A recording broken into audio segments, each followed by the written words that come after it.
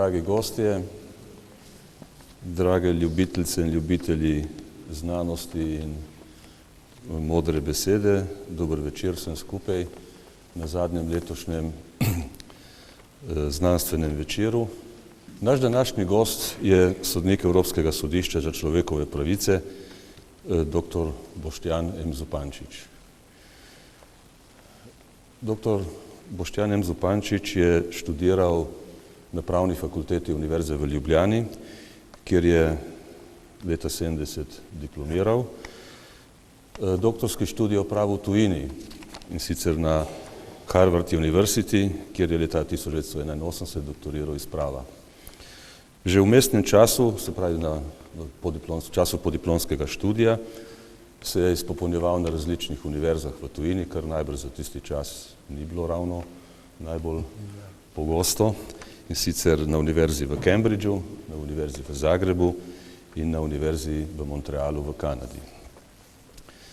Kasneje v svoji karieri je bil profesor na Pravni fakulteti Univerze v Ljubljani in tudi kot profesor pogosto gostoval na tujih inštitucijah. Skratka, v celi karieri dr. Zupančiča je ta povezava s tujino in s tujimi uglednimi ustanovami izredno močna. Tako je gostoval na New York Law School, Iowa University, Seton Hall University, Fordham University, Athens University, China University of Law in še mnogimi drugimi.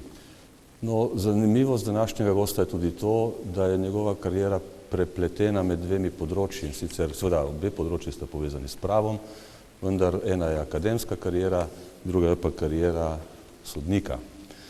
In sicer že v zgodnjih letih je bil sodnik na Okrožnem sodišču v Ljubljani in potem tudi na Vrhovnem sodišču. Od leta 1993 do 1998 pa ustavni sodnik takrat novega ustavnega sodišča Republike Slovenije.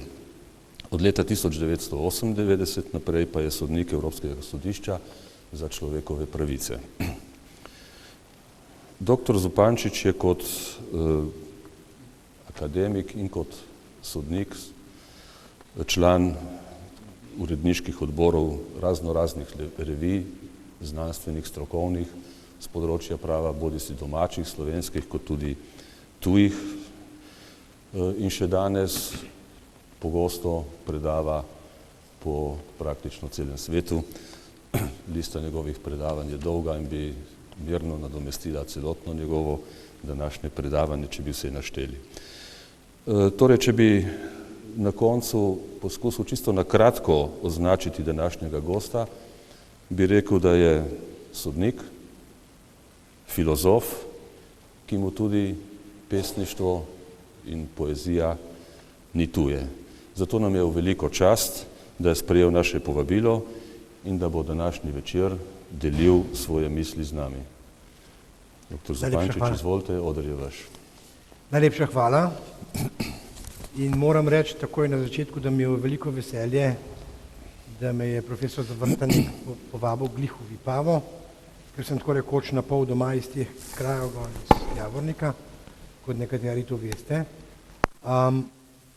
Potem pa mi je veliko veselje, da lahko tukaj odprem v zelo kratkem času, povzamem tako rekoč neko temo, ki je veliko bolj aktualna, kot si večina ljudi to misli oziroma želi. Vesel sem tudi, da sta z mano gospod Anton Komat, ki je biolog in je tudi soavtor enega poglavja v tej knjigi, ki je tretja po vrsti iz te serije, in pa dr. Pretnar, ki je mikrobiolog, ki je tudi soavtor enega poglavja, in potem si pridržujem pravico tekom predavanja se sklicovati na posamezna vprašanja in jih prositi za intervencijo, ko bo prišel v razvoju misli, ko bo prišla v razvoju misli prilika za to vprašanje. Zdaj, mogoče bi začel s tem, da je na Harvardu deviza za tiste, ki hoče napisati doktorat, da mora biti sposoben osnovno tezo doktorata napisati na zadnjo stran od vizitke. Drugo besedo, tisti, ki nima tako razčiščenega pojmovanja o tistem, kar hoče zagovarjati kot svojo tezo, da ga lahko napiše v enem ali po dveh stavkih, prav za matematike je to veliko lažje kot za kakšnega Gedla, je to veliko lažje kot za kakšnega pravnika, potem ni nekako prepuščen, v tistih časih je bilo vsaj tako. In mogoče bi za začetek enostavno povedal to, kar se da napisati na zadnjo stran posetnice, vizitke, in zgodba je pravzaprav naslednja. Formula je naslednja in gospod Komat in gospod Pretnar, z njim sodelujemo že 6 let in ta formula je že pravzaprav 6 let aktualna. In formula je naslednja. V obtoku so od DDT-ja naprej neke snovi, ki se imenujejo ksenoestrogeni ali hormonski motilci. Gospod Komat ima temu posvečeno celo poglavje. In tisti, ki ste starejši tukaj, se boste spomnili, da je prišel pantakan ali pa DDT v obtok. Poanta je potem, da ta pesticid, da tega pesticida placenta, se pravi posteljica noseče žene, ne prepozna in prodre skozi placento do ploda in prepreči maskulinizacijo možgan in vsega ostalega pri embriju oziroma pri fetusu. Kritični tedni so 17 do 21 in tako dalje. In to je prvi del te formule. Drugi del te formule je, da morala, se pravi etika, se pravi tisto, kar v sociologiji imenujejo normativne integracije, se pravi asimiliranje moralnih norm, deluje preko nekega posebnega psihološkega mehanizma, ki je najlepši prikazan prav v tem filmu, ki ste ga verjetno nekateri celo videli, Vozraščenje, povratek, ruski film iz leta 2003, ki prikazuje povratek očeta in potem kako navezuje, na drugem programu so ga predvajali, prikazuje kakšne težave ima ta oče pri tem vprašanju sprožitve istovetenja sinov za njim. Če je kdo ta film videl, si mogoče boljš predstavljati, zakaj gre, ampak v glavnem v klasični Ojdip, o katerem piše v tej knjigi tudi Vesna Godina, oziroma predvsem Vesna Godina, je v tem, da deček v določeni fazi svojega psihosocialnega razvoja od istovetenja z materjo zaniha k očetu.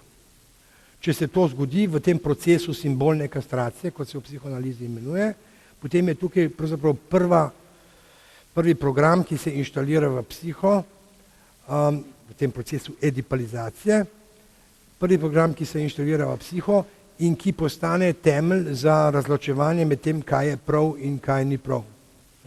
Ko sem bil jaz mehen deček še, je oče zmeraj rekel, no zdaj si pa še zadosti star, da veš, kaj je prav in kaj ni prav. Jasno, otrok to razlikuje na zelo poenostaven način, ampak da se sploh diferencira prav od neprav, tisto, kar se spodobi od tistega, kar se ne spodobi, se mora zgoditi ta nihaj od matere k očetu. Bom povedal drugo zgodbo, da boste razumeli, zakaj gre.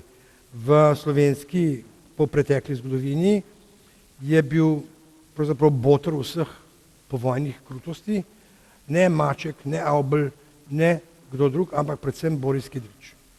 Slučajno je Boris Kidrič živel v naši hiši, na Zrinskega 7 v Ljubljani, in so mi povedali, da je rekel njegov oče, ki je opazoval ta proces povojni, govorimo o letu 45, 46, 47, je vedno ponavljal na stopnicah starejši gospod, on je bil znan slavist, France Kidrič, je rekel, bojte se maminih sinčkov.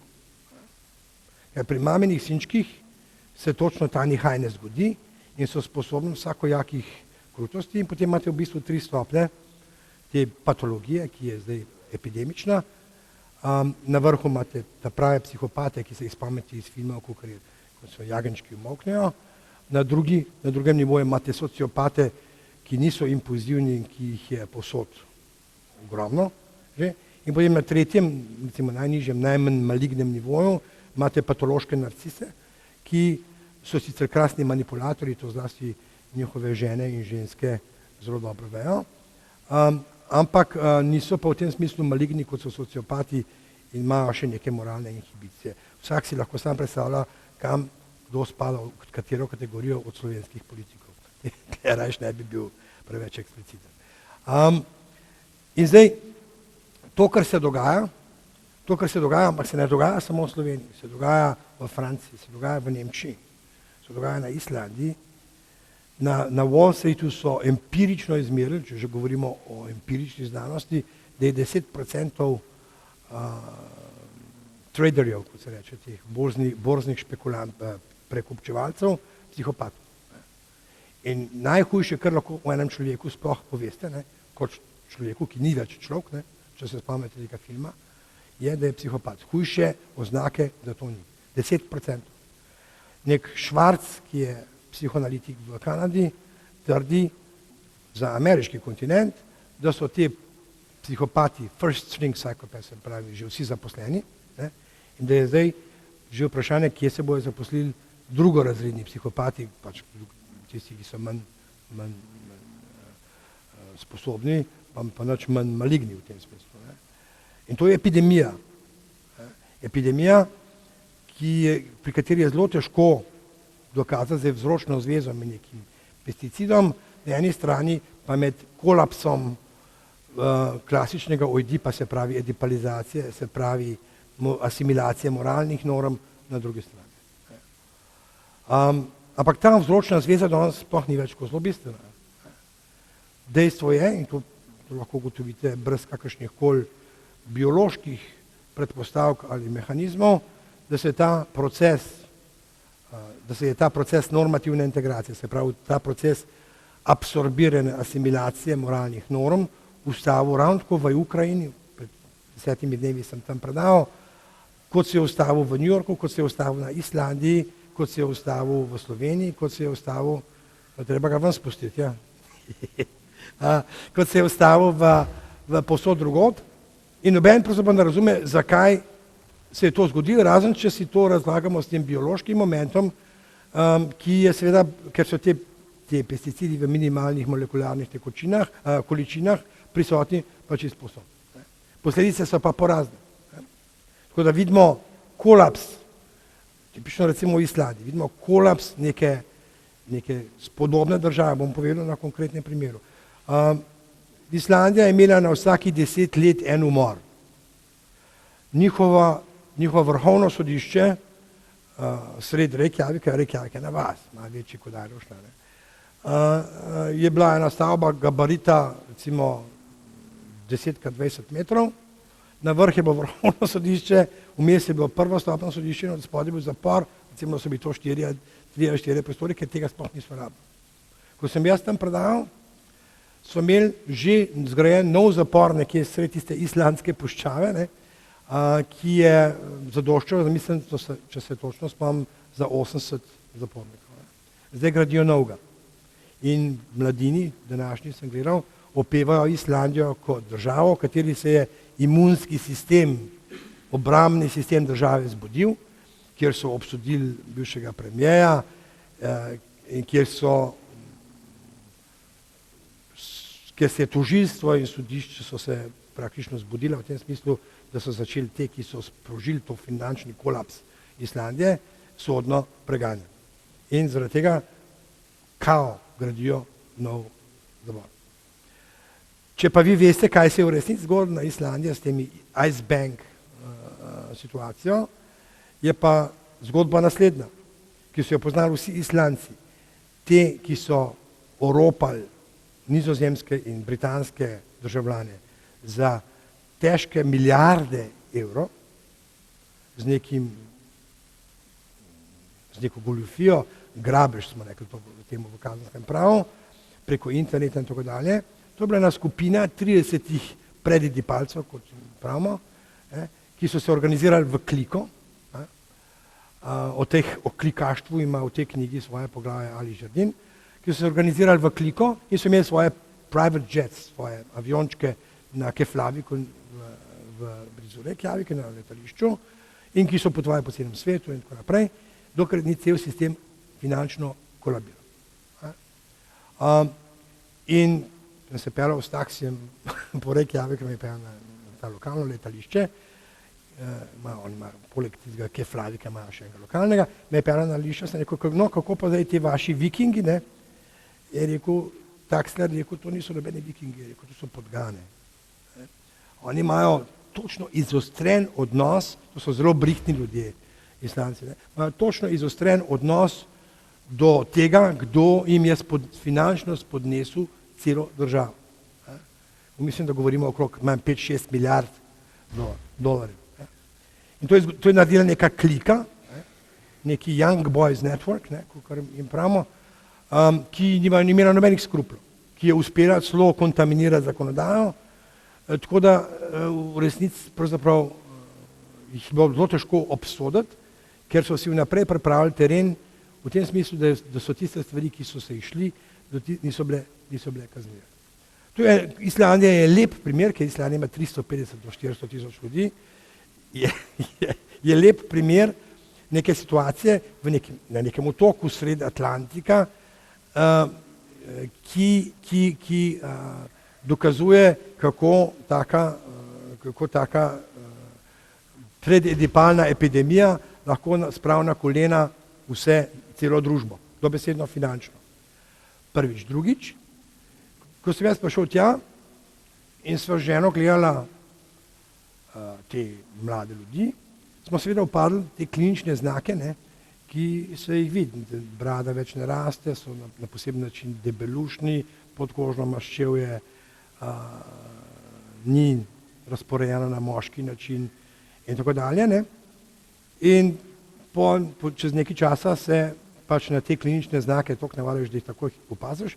In sem jaz rekel, to je nekaj neverjetnega. Sem rekel, kako je možno sredi Islandije, da so ljudje na isti način prizadeti, kot so prizadeti v Sloveniji, kot so prizadeti v Ukrajini, kot so prizadeti v Ameriki. Če hočete pogledati, kaj se v Ameriki dogaja, sem rekel prej rektorju, vtipkite v Google Feminization of Men, boste videli, kakšne grozote vam pridejo na dan. Rajš ne bi o tem govoril. Ljudi sem razumel, ker na Islandiji pač ni pesticidov. Tam jih ni. Tam ne rastejo ne jabolka, ne rastejo ne korene, ne raste nič, vse, kar oni pojejo, je uvoženo. Dokaj nisem pa šel v prvo samo postrežbo in vidim krasno zapakirano jabolka iz Kalifornije. In to je očitno bilo za te socialne in fizične posledice dovolj. Potem sem imel pa o tem istem vprašanju, v katerem zdaj tukaj nekako povzemam v 45 minutah predavanje na Reykjavik University z PowerPoint presentation o tem, kaj je to normativna integracija, kako to lahko kolabira pač za pravnike. In po 3 dneh teh predavanj prav eden od teh debelušnih prav, no, potem, kar ste vi zdaj tle nam povedali, prav smo mi pravzaprav vsi prededipalci. Aja? Je rekel, so what? In kaj pol? To je tisto totalen cinizem, ki je del te zgodbe, totalna neskrupuloznost, ki je botrovala tem IceSafe škandalu finančnem, ki je šel po celem svetu, ki se ga pač zazna tudi v slovenski družbi. In no dobro, če smo želeli pri tem, mogoče ste videli tole sjajno prozno pesnitev Vinka Möderndorferja, ki bi jo lahko napisal Jacques Lacan, ker je napisano tako rekoč z blaznim uvidom v to, kaj je v resnici del te prededipalne mentalitete, za katero je Bela Greenberg, eden od vodilnih psihoanalitikov, pred Lacanom rekel, da ti prededipalci delujejo kot prebavni trakt. Najprej se vam približajo, vas šarmirajo, vas poskušajo, bolj ko so šarmantni, bolj so nevarni, vas poskušajo osvojiti in to pomeni, da so ugriznili v vas, pravi Bela Greenberg. Potem vas prebavijo, to pomeni, da so najdeli vašo, to bojo ženske še najbolj žvedle, tiste, ki so imeli kakšno tako izkušnjo, potem vas prebavijo v tem smislu, da najdejo vašo šibko točko in jo do dobra spoznajo in izkoristijo in potem na koncu, prosite izrazu, tudi Lacan pravi emerde, vas dobesedno izsirijo, vas odvržijo kot potrošno robo stran. In na internetu sem videl zelo dobro primer enega dekleta, ki je bila v tem procesu rabljena, zlorabljena in v bistvu psihološko izvampirizirana, ki pravi, ja, peljal me je v 10. nadstropje, to je tako zvani užitek, o tem govori tudi recimo v današnji mladini, ampak na svoj način seveda Marcel Štefančič, in potem me je vrgel dol. Starejši tega ne bodo razumeli, ženske so pa že imele take izkušnje in vejo, zakaj gre. Podarjam, predidipalna fiksacija se fiksacija psihološkega razvoja v predidipalnem štadiju pomeni, da ta oseba, kakor v Fight Clubu deluje sadomazohistično, bom kasneje povedal, kaj to pomeni na primeri Maribora. Spomnite se na film Fight Club, tam je to zelo dobro prikazano. Vinko Möderndorfer, ne vem, če poznate to ime, on je pesnik iz Celja, režiser in tako dalje. Ali je to genialno, kot pesnik dobro razumel, ali pa bral Lacano, ali pa bral naše knjige, ampak prav takole. Pravi, moji ljubi Slovenci, živimo v drekastih časih. Odgovor na to, zakaj smo se pogreznili v greznico nepočiščenih iztrebkov in zakaj nam lasten drek leze v usta in nos, skozi ušesa naravnost v možgane, je preprost.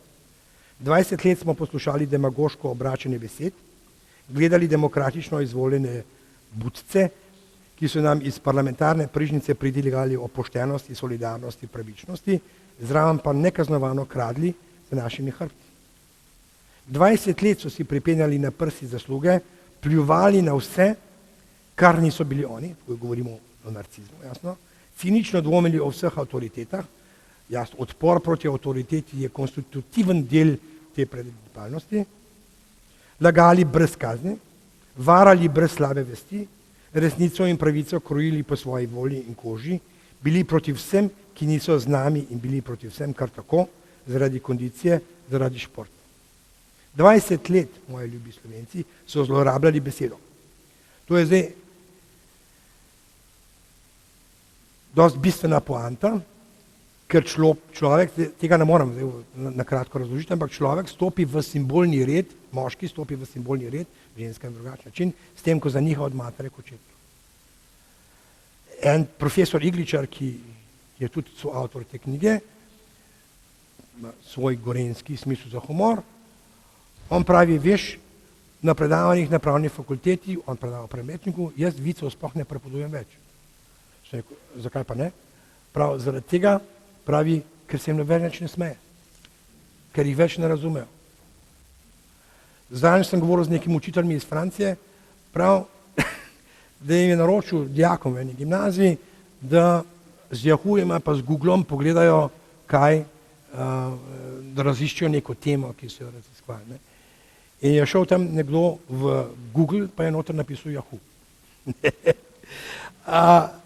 Metonimija v lakanščini, to so samo primeri zdaj, metonimija ali pa vic, je obrat, miselni obrat, ki je mogoč samo za nekoga, ki je v simbolnem redu. Z drugo besedo, ki plava v jeziku kot simbolnem redu in ga razume, ampak to se zgodi samo preko tega nihaja. Če tega nihaja ni, potem smisel za humor ni in potem tudi zelo dobro pravi Möderndorfer, so zlorabljali besedo. Se delali norca iz besede. Iz besede so naredili tržno blago, ker beseda njim nič ne pomeni. Ponižali so jo na besedo laži in manipulacije, jo nespoštljivo izkoriščali, naredili so jo za vlačugo, besedo, jo poteptali, prodali, razdali. Poenostavili so jo, zdaj služi ceneni reklami za njihove barabije. To sem prediskutiral, to lakanovsko vprašanje z neko psihologinjo, ki je tudi soavtorica tukaj, in pravi, veste, oni niso v simbolnem redu, oni blefirajo svojo participacijo v simbolnem redu. Sem rekel, dobro, kaj pa to pomeni? Je rekel, ja, če ti uporabiš besedo mati ali pa oče, zlasti oče v tem kontekstu, potem tebi to zaresonira z nekim pomenom, globjem pomenom te besede. Zaresonira kognitivno, zaresonira čustveno, zaresonira vrednostjo, zaresonira v kontekstu spoštovanja, ki ga tudi ni več, ker to je tudi del te predidipalnosti. Skratka, ti to besedo občutiš, z njo živiš. Oni pa tega ne, oni pa uporabljajo besedo kar tako. Njemu beseda oče, mati, morala, etika, te besede jim nič ne pomenijo. In zato je rekla ta Sigurdir Dottir, ki je prevzela komando na Islandiji, in rekla, to, kar so nam te podgane naštimale, to ni finančni problem. To je etični problem. In na isti način je etični problem to, kar piše Möderndorfer. Izdali so prijatelje, izdali so sodelavce, izdali so brate, vem za konkretne primere, izdali so sestre, izdali so prepričanje, naše in svoje, menjavali so stranke pogosto kot svoje usrane gate in se pri tem niso zardeli. Zlorabljali so in zlorabili so vse institucije v svoji brezobzirni borbi za oblast.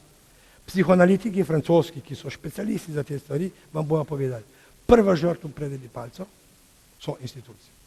Oni se znajo pospet po notranji hierarhiji, znajo, oprostite izrazu, se prlizen, zlest nekam tistmu, ki je treba, prideti gor in potem, ko pride na oblast, to zlorabi. Z druga beseda, to, kar se dogaja v Sloveniji zdaj, ko se dogaja zadnjih 20 let, to ni neko politično vprašanje. To je isti fenomen, kot ga imate na Wall Streetu in isti fenomen, ki ga imate na Islandiji. Se smehljali v televizijske kamere, igrali poštenjake. Vsi patološki narcisi so izvrstni igralci. Ker nimajo čustv, jih pa izredno lahko simulirajo. In človekoljube, zraven pa so za hrbti brusili nože za naše vratove. Zraven pa so za hrbti brusili nože za naše vratove. V imenu svojih pritlehnih interesov, v imenu krvoločne bračovščine, ki je vse bolj prepričana, da je oblast boljša od ljubic, boljša od tihe onanije za straniščnimi vrati, ki je res ne škodiš nikomur, so žrtvovali 1000 delovnih mest. Samo pogledajte, kaj je ostalo od Slovenije v zadnjih 20 letih. Kdo je to naredil? Usode 1000 družin, zato da so lahko domov pod pazduho odnesli malho polno novcev in si kot nedorasli, nebradati otroci zgradili svoje lovske kočice, hišice in hiše, nakupili zemljo in zemljišča, zgradili steklene palače in palačice, si kupili ladjice in barke, avtomobile in avtomobilčke, izkopali bazene in postavili platove, najviše pa v svojih glavah. In čisto vseeno jim je bilo in jim je še vedno in mi je vedno bolj za vas, moji ljubi Slovenci, za vaše delovne roke, za vaše otroke, za vaše življenje. Podriskali so se na vas, ljubi moji. To je zelo bistveno.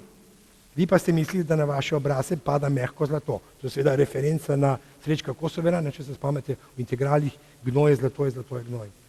20 let so drekačili po vaših glavah s svojimi paranojami, strahom, cinizmom, ironijo, nadutostjo, superiornostjo in to vse zato, da bi prikrili svoje goljofije, svoje male in velike lopovske afere, tiha kupovanja in podkupovanja, svoje okostnjake skrite v omarah.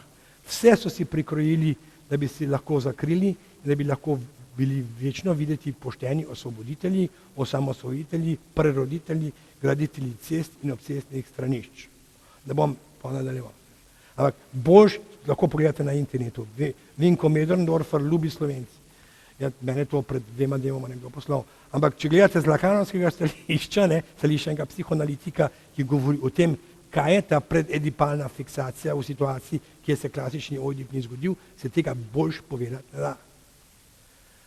Prvo poglavje. Drugo poglavje je to, kar se zdaj dogaja v Sloveniji. Ljudje mislijo, nekateri mislijo, ki niso o teh malformacijah, o teh zlorabah, o tej patologiji, o tej epidemiji obveščeni, mislijo, ja, tle se je izgubil kapitalizem, kapitalizem je tisti, ki nas je spravil na kolena in tako dalje. Ni res. Jaz sem šel kot otrok, praktično šel v Ameriko in še takrat je bil kapitalizem popolnoma drugačen. In temu se je rekel v sociologiji protestantska etika. Te etike ni več, zdaj je samo še etika vampirizma, ki deluje natančno tako tam gor, kot deluje pri nas. Sam tam je morje, pri nas je pa štamprle vode. Drugo besedo, kot pravim, nekje Amerika kihne, Evropa dobi pljučnico, mi dobimo raka na pljučih, zato ker smo majhni v tem pogledu. Ampak če pogledate z grozo nazaj na zadnjih 20 let, pa se vprašate, kaj je ostalo od te Slovenije po 20 letih, te tako zvane demokracije, te tako zvane svobode, tiska in vsega ostalega, tega kapitalizma, tega tržnega kapitalizma. Kaj je ostalo od te Slovenije? Ne? To ni politično vprašanje, ni sociološko vprašanje več. V zadnji konsekvenci je to biološko vprašanje, ker govorimo o neki endoktrini epidemiji, ki velja na Japonskem natančno na isti način, kot velja pri nas. Mislim, deluje na Japonskem natančno na isti način, kot deluje pri nas. Zdaj bi bil zelo hvaležen, če bi gospod Komat hotel par besed povedati o tem biološkem prvem vzroku, ker gospod Komat ima dobro poglavje prav o tem noter v zadnji knjigi. Izvolite, prosim, če se hočete usesti tukaj.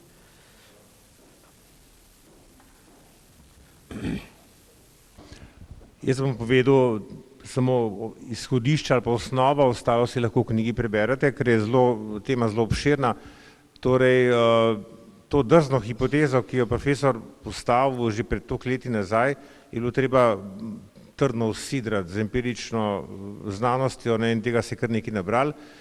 Čeprav je tukaj nekaj zelo zanimivih detajlov. Poglejte, jaz sem v bistvu srečo leta 1996, da sem prejel v roke še toplo knjigo iz ZDA, Our Stolen Future, ki je ravnokar takrat išla, in tukaj je bil prvi tak ene vrste zbornik stanja svetovne znanosti na področju hormone disrupting chemicals. Theo Colbornova je bila tista znamenita Američanka, ki je to zbrala na večjih konferencah in po teh konferencah znanstvenih izdala to knjigo, ki je bila tudi berljiva za široko ljudstvo. Torej, to je ta ameriška skupina, ki je delala v glavnem na divjih živalih, ki je proučevala vedenjske motnje, motnje spolnega vedenja, tudi ritualov teh živali, motnje v plodnosti, motnje v maskulinizaciji in tako naprej. Druga skupina je bila skupina angleških raziskovalcev, ki jih je vodil nekako John Sumpter. Oni so te nenavadne stvari razkrili pri sladkovodnih ribah. No in tisto, kar je povezalo biologijo z medicino, je bila znamenita skupina z Kopenhagenske univerze, to je iz Centra za reprodukcijo, Niels Kakebek, ki je prišel čisto slučajno do presenetljivih podatkov, ki je nekaj drugega raziskoval, je ugotovil empirične podatke zadnjih 40 let, da je število spermijev zahodnih moških padlo v 40 letih za 50%. V istem odstotku je padel tudi testosteron, no in jasno, vse to je kulminiralo s temi znanstvenimi konferencami in svetovna znanost se je zagnala, predvsem je tukaj bila izjemno pomembna Margot Wallström kot evropska komisarka za okolje, ki je omogočila obilno financiranje te nove stroke, nove znanosti, kar je pa paradoksalno ali pa značilno za ta svet. Torej, ko je bila ta komisarka odstavljena leta 2004, je tudi bilo konec financiranja raziskav. Torej, ta eksplozija znanj je trajala 1996 do nekako 2004, potem so pa samo še posamezne neodvisne inštitucije in določeni inštituti nadaljevali te raziskave. No, skratka, situacija je bila tako dramatično poslabšana, da že 2005. leta kroži po Evropi Praška deklaracija, kjer 100 vrhunskih raziskovalcev z tega področja pošilja javni apel, torej politikom, znanstvenikom in javnosti, novinarjem, da naj se končno zgane vse skupaj in da se nadaljujejo te raziskave, ki bi jih lahko strnili samo v en stavek: ogrožen je biološki obstoj človeške vrste. To je ta biološki fundament.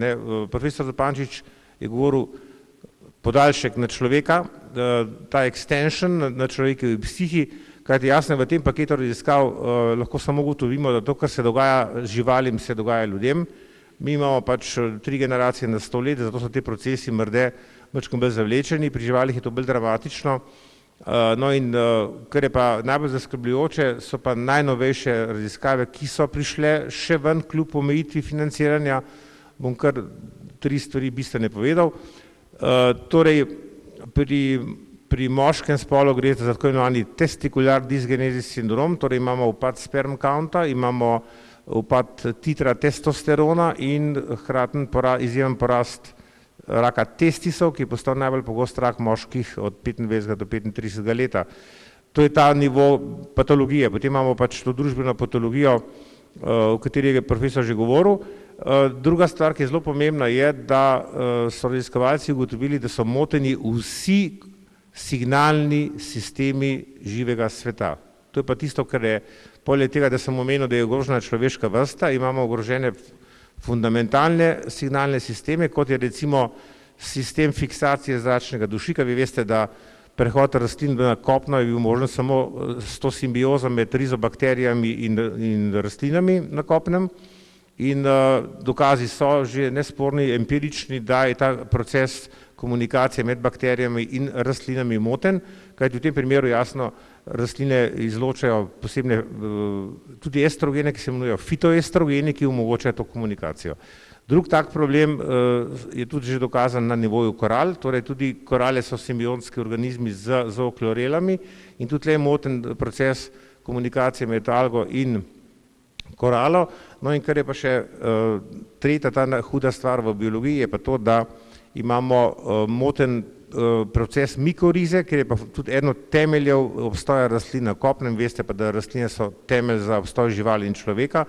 Torej mikoriza je proces simbioze glive in rastline, ki je sploh tudi omogočil kolonizacijo kopnega in brez mikorize praktično ni mogoče obstoj rastlin na kopnem. Torej vidimo, če imamo te fundamentalne signalne sisteme motene, da gre tudi za en krepek pretres celotne ekosfere ali pa biosfere planeta, tako da resnično gre za, jaz temu pravim, to je zadnji problem človeške vrste, kajti če človek tega vprašanja ne bo rešil, potem tudi človeka ne bo več. Kajti že slovenski podatki govorijo, da imamo poleg teh duhovnih transformacij ali pa deviacij, ki jih je že profesor omenil, imamo tudi praktično preko 60% mladih parov ima težave z zaploditvijo prvega otroka, torej gre za upad plodnosti.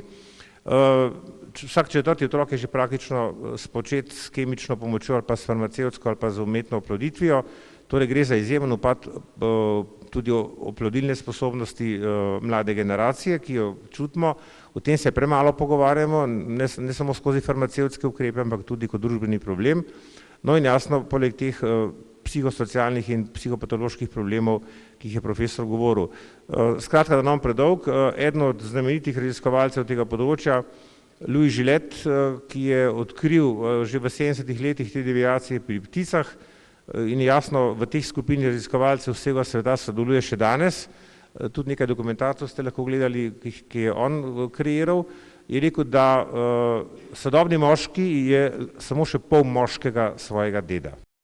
Jaz prihajam iz Zavoda za zdravstveno varstvo Koper in ena izmed mojih preokupacij skladno z zakonom je skrb za javno zdravje, kar postaja iz leta v leto bolj nevarna zadeva, kajti vsako odpiranje teh vprašanj, ki smo jih odprli v tej knjigi in pa tudi še bolj preprostih vprašanj, kot je infekcija oziroma mikrobiološko oporečna voda v vodomatih, ti prinese grožnjo za izgubo službe.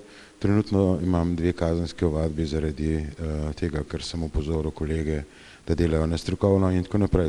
To je področje, ki je sorazmerno nevarno, ampak jaz mislim, da je pomembno na tem vztrajati. Poglejte, imamo 3 trimestre v razvoju fetusa. V teh 3 mestrih se odpirajo tako imenovana razvojna okna. Placenta je več ali manj permeabilna in prepušča večino teh hormonskih motilcev. Kemija je danes zelo natančna z svojimi merilnimi inštrumenti, ampak še bolj natančni so biološki testi. Torej tam, kjer kemijska tehnologija kemijskih meritev prisotnosti hormonskih motilcev oziroma prisotnosti kemikalij kaže 0,000, imamo še vedno biološke učinke, ki jih lahko opazujemo na celičnih kulturah.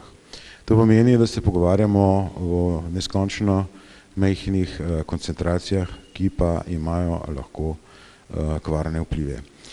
Meni je pri pisanju te knjige zaradi vseh ostalih obveznosti praktično zmanjkalo časa, zato sem se zatekel v eno od provokacij in poskušal sem sprovocirati tukaj oba spola, kajti ne gre zgolj za zmanjšanje števila spermijev, ampak se v zadnjih 50 letih povprečno zmanjša tudi dolžina penisa za cirka 2,5 cm in pa seveda tudi njegov obseg.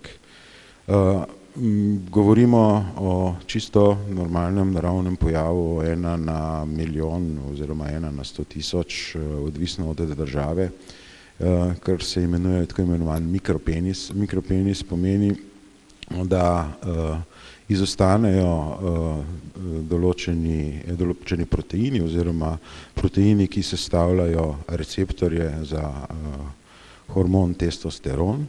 In v prvih 12 tednih razvoja seveda se penis čisto normalno razvije, ampak od tukaj naprej bi moral do samega poroda zrasti še nadaljnjih poprečnih 22 mm.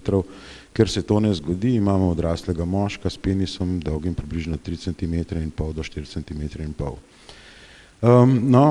Ker pa svet ni črno-bel, ampak je tudi siv in človek kot raziskovalec, človek znanstvenik je še vedno zelo neroden pri svojih poskusih in redko kdaj opazimo tiste vmesne stvari, ki se nam dogajajo. Zelo hitro vidimo ekstreme, ta ekstrem, ki sem ga zdaj tukaj opisal. Ampak tisto sivino vmes, ko je bil pa fetus izpostavljen recimo neki koncentraciji hormona, ki je zasedel ta receptor in spremenil tok razvoja, seveda je pa težje opazen in medicina zelo rada reče, no, vse je vse v redu, to je povprečje, ampak v resnici se nam ta zadeva dogaja. To je povzetek znanstvenega članka tukaj sosednje Italije, ki je pravzaprav druga država v svetovnem merilu po teh deformacijah moškega spolnega organa pri porodu, hiperorhidizem, hipospadija in tako naprej. Nizozemska je recimo ena izmed takšnih držav, kjer v zadnjih recimo 20-30 letih vidimo strmo naraščanje. Mi se v tej knjigi nismo posvečali in smo pravzaprav popolnoma se odmaknili od nastanka raka, povzročanja raka skozi hormonske motilce in skozi hormonske motnje. Recimo PAH je ena izmed takšnih, se spomnite najbrž koprskega primera, kako smo se pritožili oziroma protestirali na zavodu, ko je bil ta železova ruda s PAH-om raztresena po celem Kopru. In pogledajte, kaj se iz tega ven lahko pravzaprav naučimo. Vse se je pomerilo pod preprogo, tožilstvo drži seveda še zadevo odprto, kriminalisti so se ustavili na tisti točki, do katere so prišli, do katere smo jim pomagali. Da ne bom predaleč zašel, jaz mislim, da se je tukaj skozi ta vpliv hormonskih motilcev porušilo še nekaj drugega.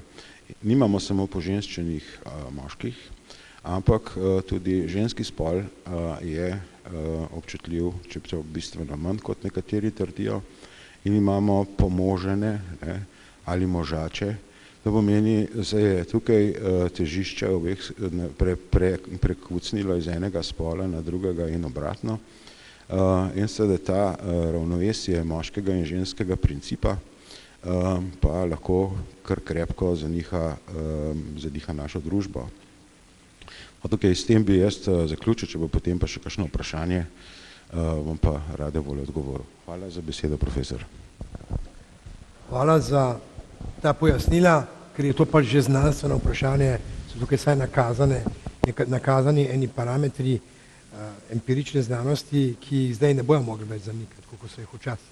Še pred par leti, ko sem jaz prišel ven s prvo od suhih krav, so rekli, kaj pa ta pravnik o tem sploh govori, vendar to vprašanje toksikologije in tako dalje, danes je to, vse tiho je bilo. Zdaj, iz pedagoških razlogov bi jaz ponovil samo še to osnovno formulo. Naša teza, ni več hipoteza, ampak je kar lepo teza, je, prišlo je do demaskulinizacije moških in do določene meri tudi do maskulinizacije žensk. Ampak govorimo predvsem o demaskulinizaciji moških iz biološkega razloga. To je prva zgodba, ki ima opravka s tem, da nekomu raste brada, ali pa da mu ne raste, da ima sekundarne spolne znake, da nima, da je hipospadik ali pa da ima kriptorhidizem in tako naprej. Ampak to je biološki fenomen. Potem je pa na uni strani ta epidemija koruptivnosti, o kateri zdaj vsi govorijo, ne? In v bistvu med tema dvema pojavoma nihče ne vidi povezave. In ta most med tema dvema pojavoma, ponavljam, je ta most edipalizacije in tisti, ki jaz ne moramo tega povedati v 45 minutah, ampak tisti, ki hočete to razumeti, preberite si sestavek Vesne Godine, ki to ponavlja, pa to sem jaz že prej tudi povedal v prvi po drugi Suhih krav, zlasti v tem Baciju, v drugi, ne, ki pojasnjuje, zakaj je ta koruptivnost danes epidemija. In zakaj ta epidemija, to je pandemija, to ni samo slovenska epidemija, Slovenci vedno mislimo, ja, pri nas se samo to dogaja. Ni res, pogledajte, kaj se dogaja v Italiji. Ja? Ni res, pogledajte, kaj se dogaja v Franciji. In potem za končno poanto, ker prihajam ravno z Evropskega sodišča za človekove pravice, bom rekel naslednje. Enkrat sem en članek napisal za pravno prakso, jaz sem ga nihče niti prebral, pa da se nad njega odzval, ampak stvar je v tem. Recimo, da imate enega posameznika, ne da ima raka na testis, ne da ima hipospadijo, ne da ima kriptorhidizem, ampak pravi, jaz sem bil genetsko predviden za moškega. Imam XY kromosom. Vidim, da imam določene probleme. Vidim, da imam probleme s svojo spolno identiteto. Počutim se včasih, ali pa napol kot ženska. Kje se je zgodil ta napad na mojo genetsko usodo? Kje sem bil jaz ukraden tistemu, kar sem bil po svojem XY paru kromosomov predviden kot moški? To si težko predstavljati. To je skoraj eksistencialistično vprašanje, ker vsak se pač počuti v svojih koži, kot se počuti, ima lahko določene probleme, ne ve čisto dobro, ali je eno, ali je drugo, ali je nešto između in tako naprej, ampak če bi se zamislil nad tem vprašanjem, bi rekel, jaz bom nekoga tožil. Meni je nekdo naredil blazno krivico.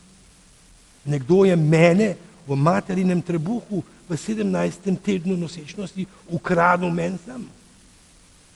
S tem, da jaz danes niti ne morem vedeti, kaj bi bil, če bi bil normalen. Če ne bi vmes udaril nek pesticid skozi eno od teh razvojnih oken in bi bil v tem smislu dobesedno fizično in genetsko ukraden sam sebi. Koga bo tak človek tožil? Prvi sploh ne bo tožil, ker mu ne prije na misel, da mu je bila vzeta najbolj osnovna človekova pravica. Jaz sedim na Evropskem sodišču in pogrejamo razne pravne zadeve o tem, ima nekdo neke procesne pravice. Lari fali v primerjavi s tem. Lari fali. V primerjavi z milijoni mladih moških, ki to več niso, ker so bili ukradeni sami sebi, a je lahko še kakšna kje hujša kršitev človekovih pravic. Po mojem mnenju. Po moje je to najhujš, kar se nekomu lahko zgodi in še hujše, da se ta človek tega ne bo zavedal. Mogoče se tega zaveda njegov oče, predvsem njegov oče, ki je bil odrinjen na stran, zato ker se sin z njim ni poistovetil. Mogoče bo to veliko manj razumela njegova mama, mogoče bo njegova žena videla, da ima določene probleme, ker jih bo prenesel na njo na takav, na drugačen, dost sprevržen način in tako dalje, ampak hujše kršitve človekovih pravic, kot je to, jo ni. Jo ni. Vi lahko človeka ubijete, pa mu vzamete življenje in je to kršitev 2. člena Evropske konvencije o človekovih pravicah. Da pa vi nekoga ukradete njemu samo, pa mu rečete, zdaj pa živ, kakor živiš, mene pa to nič ne briga, zato ker so interesi kemične industrije taki, kakršni so. Kako je pa to možno? Veste, kako je možno? Enkrat sem se pogovarjal z sinom znanega Clauda Arona, ki je bil endokrinolog na Strasbourški univerzi, ki je v 70. letih pisal o androginosti in o teh problemih kot endokrinolog.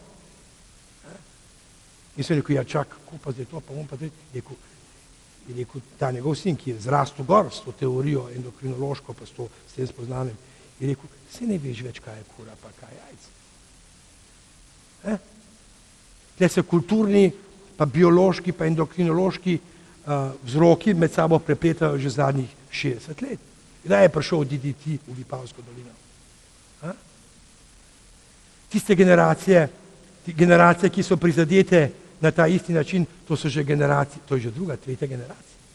In ta mutacija, ki ni čist mutacija, ampak se vsaj epigenetsko prenaša na naslednjo generacijo, je tukaj, ampak že v tretji generaciji. In se je medtem kultura spremenila. Za nekoga iz prejšnje generacije, od mojega očeta, če bi moj oče videl to, kar se v Sloveniji zdaj dogaja, on ne bi mogel verjeti. V Franciji imate knjige, ki so pisane o tem stališča starejše generacije in ki imajo naslov La France qui n'existe plus. Francija, ki več ne obstaja.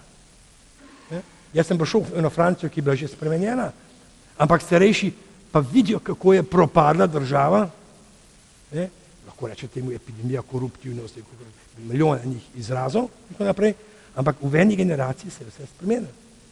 V 2, 3 se je vse spremenilo.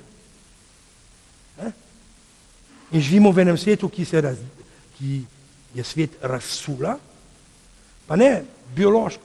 Če imaš raka na testisu, ti enega odrežijo, pa imaš še zmeri samo enega, mislim, cinično pretiravam.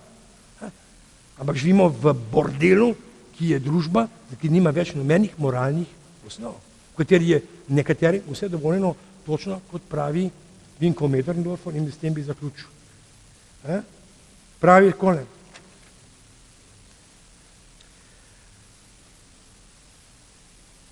Dvajset let, moji ljubi Slovenci. Za nekatere je to vsa mladost, za nekatere polovica življenja, za nekatere najkreativnejša in najboljša leta, za nekatere celo življenje. Preveč. 20 let preveč sprenevedanja, to so vse predidipalne zadeve, klovnovstva in klanovstva, ki pride za tabo, kot da je smisel oblasti zgolj in samo to. Mrcvarjenje, drvarjenje, veliko izdajstvo. Ljubi Slovenci, posrali so se na občutljivost, na občutek do bližnjega, na sočutje in še ščijejo vsem na očeh in po vseh ljudeh. Vi pa vse to vidite in ste kar tiho. In kdor vidi in ne stori ničesar, je kriv. Kje je, ljubi moji Slovenci, vaša sveta jeza, kje je občutek za upor in kam je izginil ponos? Odplaknega je tako, kot je odplakneno vse ostalo. Ponosa v predidipalnosti ni. Ni treba čakati, da pride dno do tebe, ni treba, da moraš izgubiti vse, da bi lahko dobil vse. Če lumparije lumpov ne bodo kaznovano, boste morali, moji ljubi Slovenci, vzeti mesarico in ki kar v svoje roke. Primož Trubar je v svoja predika velikokrat začenjal s pregovorom moji ljubi Slovenci. In to je v bistvu repriza tega vprašanja. Še ena zadnja poanta, ki je za mene pravzaprav neke vrste reminiscenca. Ko sem pisal prvo knjigo, vse imate na internetu, Bitje in hrepenenje, pa moja biti enkrat leta 1989, sem sedel gor na Strmecu pod Javornikom in smo takrat se še pisali na Erika pisalni stroj in sem rekel, Boštjan, jaz sem živ v Ameriki 15 let. Popolnoma jasno je bilo takrat moje generaciji, da bi tam že mogla biti revolucija. Ker edinsko socialni konflikt, tudi taki se zdaj dogaja, te stvari dejansko rešujejo. Vzunij je padal sneg, ne bom nekoga pozabil, jaz sem sedel pri peči in sem premišljal, zakaj ni bilo revolucije? Ker ta sistem se je že preživel za najmanj 20-30 let, ta sistem, ki ga imenujo kapitalizem in tako naprej. Zakaj ni bilo revolucije? In odgovor na to vprašanje je, ki gre nazaj, recimo v čas hipijev, Hera, vietnamskih protestov in tako naprej, revolucija ni bilo, veste zakaj ne? Čisto enostavno, zato ker ni zadosti testosterona. Ni ga bilo, pa vsakega manj ga je. Najlepša hvala.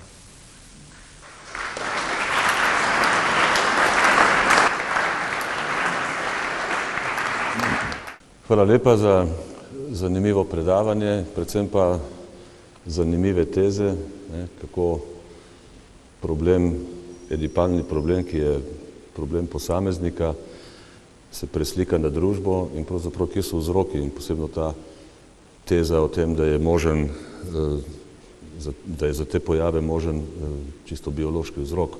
Zato sem prepričan, da bo precej vprašanj. Izvolite. Mladen Franko z Univerze v Novi Gorici.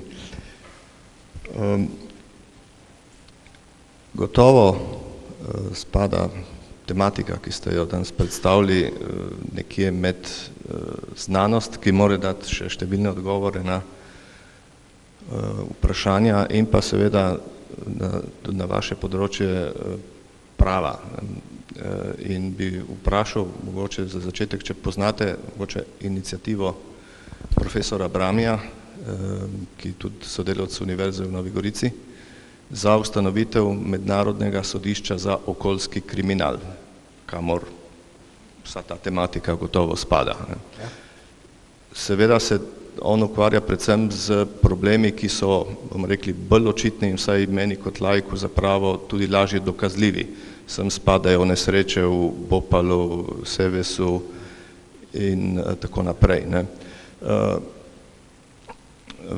Rad bi vaše mnenje o tem, o možnosti za uspeh takega sodišča in kot drugo vprašanje, kako vidite možne alternative v tej smeri na problematiki, ki jo odpirajo vaša razmišljanja, se pravi na teh, bomo rekli, dolgih ekstrapolacijah med endokrinimi disruptorji in pojavi v družbi, ki ste jih omenjali. Kakšne prognoze?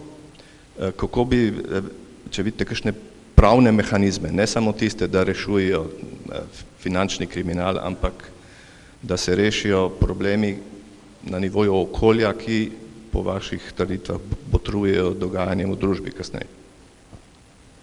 Ja, hvala za to vprašanje.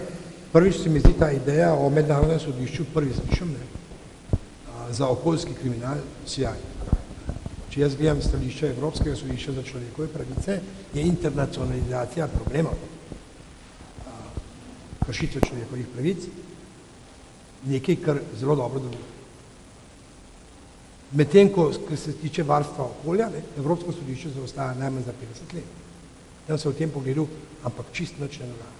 In to zaradi ene zelo primitivne pravne doktrine o vzročni zvezi.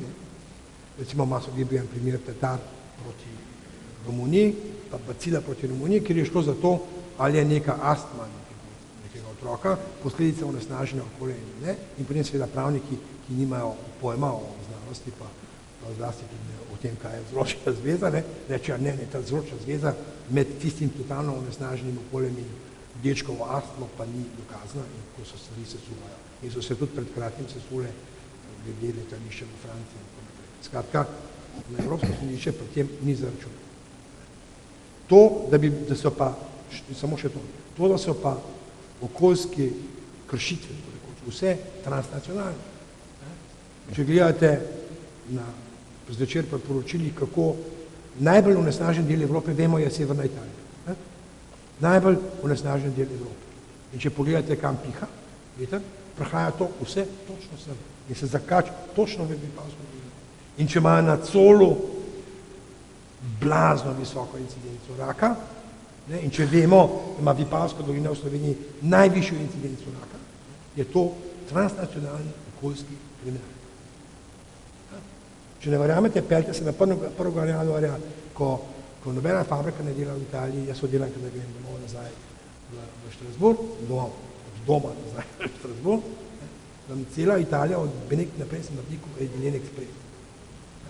In ko prijete do Dikoma, Lago Dikoma, je 800 metrov visoki še zmeri spadni, če nekaj greste v Švico.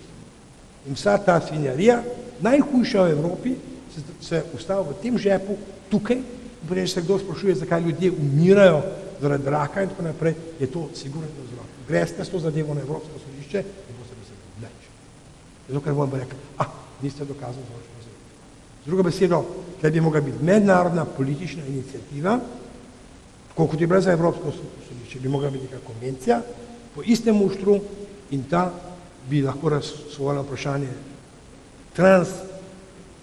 prekomejnega onesnaževanja, ne prekomernega, pa prekomejnega onesnaževanja, tržaški terminal in tako dalje. Vse te stvari bi lahko pošle tja. Če bi pa Slovenija hotela, recimo, to vprašanje odpreti, vis-a-vis Italije, recimo, bi mogla napeti tako zvano interstate tožbo, se pravi meddržavno tožbo v Strasbourgu, in to so dala. Bi rekli, fantje v Italiji, vi boste plačali za tega, ker naši ljudje umirajo zaradi onesnaženja, ki ga vi povzročate. Veste, kaj bi se zgodilo? Ja, ne, dokažite vzročno zdaj. Ampak se ta iniciativa, kakor jaz vem, je mednarodna, Mladen, ne? Da, jaz v tem nisem obveščen. No, se to vam lahko, te podatke vam lahko damo, ne? Bilo zanimivo videti, koliko ima taka iniciativa sploh možnosti, da uspe, ne? Čisto v pravnem smislu, ne?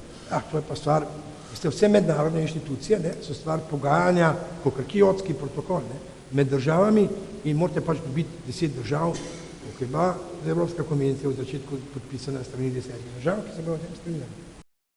Bojan Cestnik, Univerza v Novi Gorici pa Inštitut Jožef Štefan. Mene pa zanima vaše mnenje, kaj lahko posameznik naredi za izboljšanje te situacije in kako vi vidite recimo varianto, kako bo to potekalo v naslednjih 5, 6, 10 letih. Kaj lahko naredi posameznik, da se obvaruje pred temi hormonskimi motilci? Recimo tako, oziroma da pomaga najprej lokalno, pa potem tudi širše. To bi je, mogoče gospod Komat, to je vaša tema. Kot prvo je neke vrste kemična karantena rodnih žensk. Torej, države, ki kaj dajo nase, predvsem skandinavske dežele, imajo za dekleta, pa deklice, ki vstopajo v rodnost, torej, ki vstopajo v estrus, ne, posebna izobraževanja, predavanja po osnovnih šolah. Kako zavarovati svoje telo pred temi nevarnimi kemikalijami. Torej, povedo jim, kje se nahajajo kemikalije, v katerih hrani, ne, in torej, ves ta paket dobijo kot neko osnovno izobraževanje. To je ena stvar. Druga stvar, obstajajo dosti natančne metode ali pa več teh metod, bomo rekli lahko popularno čiščenja telesa, kako se znebiti teh toksinov, kajti večina teh je lipofilnih in se deponirajo v maščobi. Človeška maščoba je ene vrste kjoder, ne, kot če mi dajemo v klet stvari, ki jih ne rabimo, ne, telo pač deponira v maščobo tisto, kar jedra ne morejo razgraditi ali pa kar metabolizem ne more neutralizirati, oziroma kar ne more ven z telesa in jasno to gre v maščobo. Zato so, bom tle nagovoril dame, hitre shujševalne kure lahko zelo nevarne, kajti ob hitri metabolični presnovi maščob se ti strupi splavljajo v kri in lahko zelo nevarno. To tako mimogrede. Drugače pa generalni vir tega je danes so pesticidi, kot so bili že navedeni, niso vsi, ampak je kar velika večina pesticidov ima potencial. Druga stvar je plastika, ne. Predvsem ta skupina bisfenola A, nonilfenolov in ftalatov.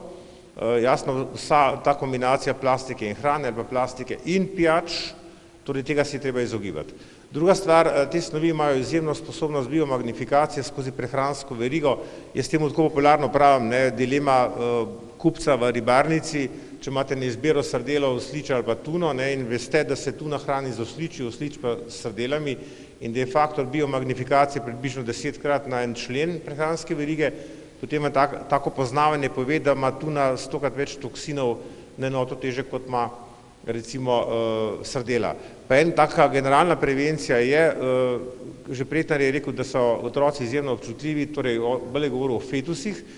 Jaz bi zdaj poudaril na male otroke, torej pogledajte, osnovnošolska matematika, če mati tehta 64 kg pa ingestira 2 kg hrane in vode recimo skupaj na dan, otrok ima 8 kg pa ima ingestijo 1 kg, potem ima razmerje med ingestijo in telesno težo pove, da to dete dobi 4-krat več strupov na enoto teže kot njegova mama. Oba se ponovadi hranita doma z istih virov, ne. Pustimo za neke šolsko hrano, ki je pa ena največjih grozljiv po Sloveniji. Profesor Zupančič je omenil Padsko nižino kot eno največjih res svinarij, dobesedno kemične polucije, agrokemične. Mi, ki smo v Mariboru postavili model samooskrbe, smo pri pregledu, kaj otroci v vrtcih pa šolah jedo, ugotovili, da večino te hrane prihaja iz Padske nižine. Torej mi, to je etnocid, mi zastupljamo male otroke in torej to je neverjetno. Gledamo stran, ko skače razni tipi levkemije, predvsem ne-Hodgkinov limfom, ki je tipično povezan s pesticidi ali pa recimo naraščanje diabetesa pri malih otrocih, kar je bilo nepojemljivo še pred 15 leti, danes imate vi 5-6 letne otroke z diabetesom. Vsi se vrtijo kot neke debelosti, nekih teh bolj bi rekel modnih trendov, kot pa to, da se največja drama dogaja med malimi otroci in jaz sem prej omenil Margot Vosten, zakaj? Zato, ker je njeno geslo takrat je bilo, da bo Evropa se osredotočila na reke, da bodo reke morajo biti toliko čiste, da bodo otroci v teh rekah plavali in to vodo lahko pili. In zato se je odstavili. Torej žensko, ki je imela 3 majhne otroke, je imela instinkt, kdo je najbolj ogrožen, pa tudi velika znanja. Hočem povedati, da marsikaj lahko storimo sami. Je pa dejstvo neki. Jaz sem premalo poudaril, da gre tukaj za dedovanje, profesor je omenil, gre za epigenetsko, to je dokazano, torej moški, ki je prizadet, ki ima pomanjkanje spermijo, torej sperm counta in testosterona, da se po moški liniji defekt deduje. Torej, če gledamo zdaj neko biološko prognozo, ne glede na to, s katero žensko ima otroka, tukaj ženska nima mene povezave, ker gre za epigenetski način dedovanja, to je znanstveno dokazano, torej mi lahko pričakujemo ob zaostrovanju tega, da bo vstopil v delovanje le Šeteljev princip, ki je en fundamentov pri evoluciji ali pa pri paleontologiji, torej ko vrsta zapade take težave, ponovadi 90% vrste je izbrisano, 10% ima pa še eno možnost za popravni izpit. Če ne naredi, imamo zapis v sedimentih. To vemo bolj. Hvala lepa za odlično predavanje. Mislim, da lahko čestitamo vsem 3 predavateljem. Moje ime je Petra Nabergoj, sem zdravnica. V bistvu bi izpostavila tukaj še 2 stvari, na kateri ste verjetno tudi v knjigi opomnili, pa se mi zdi, da tako zelo pomembni, pa bi bila vesela tudi vašega komentarja, in sicer strani, z biološke strani uporaba oralnih kontraceptivov. Mislim, da to je zelo en taka stvar, na katero nekaterim stopimo na nogo, ampak vemo, da se ti sproščajo prek urina tudi v naše vode in jih zaužije žival in to žival mi jemo in podobno in pijemo to vodo. Tako da mislim, da tukaj in strani maskulinizacije je to tudi en velik vpliv. In druga stvar pa je tako en tak, se mi zdi, ekonomski vidik oziroma materialni, kjer smo mogoče zgrešili tudi nekako moralno, da s tem materializmom, ki je bil v porastu seveda zdaj po 2. svetovni vojni oziroma potem, ko smo se ekonomsko okrepili, smo pozabili na nekatere vrednote, tudi družinske vrednote, ko zamenjamo odnos z materialno stvarjo in otroku ponudimo igračo, da ne rečem igrico, računalnik in s tem en velik delež pri vzgoji, kjer bi lahko tudi moškega razvili v moškega in žensko v žensko. Hvala. Pavel Bone, biolog na gimnaziju v Novi Gorici. Ker govorimo o hormonskih motilcih, se mi zdi pomembno omeniti eno zadevo. Proizvodnjo in pa distribucijo piva imamo za pomembno panogo gospodarstvo. Vemo, da pivo vsebuje hmelj, ekstrakt par procentov. V hmelju, hmelj spada sicer v družino kanabace, no, v hmelju je ena snov, fitoestrogen, mislim, da se imenuje prenilnaringenin in je najmočnejši znan fitoestrogen. Zdaj tukaj, seveda, piva se spije precej in ekstrakta je noter toliko, kot ga je. Na srečo ga ne pijejo majhni otroci. Za ženske je menda celo koristen v zmernih količinah, ne ravno zaradi estrogenskega učinka. Zraven pa je še, ker spada v družino kanabace, je tukaj neka povezava z dopaminsko zanko. Zdaj pa bi rad vaš komentar. Hvala lepa. Ja, moj komentar je zelo enostaven, ker sem me podučil že pred leti, da je medicina statistična veda. Če je to, kar trte res, potem bi mogel se poznati zlasti na Nemcih in zlasti na Bavarcih. Jaz sem se v Münchnu ustavil, zdaj sem se pelil nazaj v Slovenijo, če gledate te ljudi na postaji, oni požlampajo hektolitre piva, se pravi statistično bi se to mogli nekje poznati. Človek je skozi evolucijo se srečal z toksičnimi snovmi, ki izvirajo v naravi. Te fitohormoni in toksini, ki jih najdemo v naravi, so pravzaprav obrambni sistem preživetja posamezne vrste. In seveda skozi selekcijo se je tudi naša vrsta, ki je paralelno šla skozi svojo evolucijsko pot, na določene stvari navadila. Ti fitoestrogeni so naravnega izvora, so biološko razgradljivi in njihove razpolovne dobe so bistveno krajše od tistih, ki jih prištevamo v tako imenovane persistent organic polluters, recimo PCB-ji so eni izmed takšnih. Še mogoče na tisto vprašanje od prej, kaj je kolega rekel, kaj mi lahko tukaj storimo. Univerza v Novi Gorici, Inštitut Jožef Štefan, pravzaprav lahko največ, kar lahko pričakujemo od vseh posameznikov v tej družbi. Imate materialna sredstva, imate inštitucijo, imate znanje in seveda tukaj treba samo še košček pravnega reda poznati. V zakonu o kemikalijah imate člen, ki se mu reče previdnostni princip. In vsak izmed vas, raziskovalcev, doktorjev znanosti in tako naprej, ki bo posumil, da je neka snov, s katero se srečuje pri svojih raziskavah ali pa pri branju znanstvenih člankov, bistveno bolj nevarna, kot je to razvidno iz dosjejev, ki jih hrani Ministrstvo za kmetijstvo, ima možnost, da naslovi svoj pomislek na Vlado Republike Slovenije.